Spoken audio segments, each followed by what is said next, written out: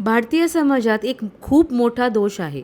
एखादी मोठी दुर्घटना घडल्याशिवाय आपले डोळे अजिबात उघडत नाहीत. अहमदाबादमध्ये 12 जून 2025 रोजी घडलेल्या एअर इंडिया ड्रीमलाइनर विमान अपघात याचे ताजे उदाहरण आहे. लंडनला जाणाऱ्या या विमानात 242 प्रवासी आणि कर्मचारी होते, ज्यात 265 जणांचा मृत्यू झाल्याची अधिकृत माहिती आहे.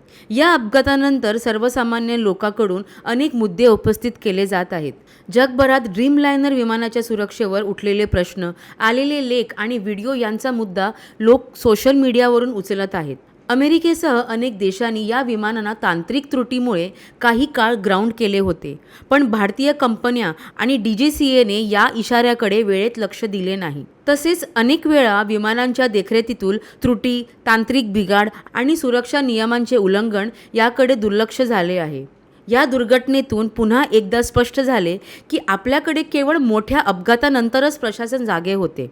DGCA आणि विमान कंपन्यांनी प्रवाशांच्या जीवाची किंमत ओळखणे महत्त्वाचे आहे, नाहीतर अशा दुर्घटना होतच राहणार. तुमचे मत आम्हाला कळवा आणि पाहत रहा चल बोलून टाक.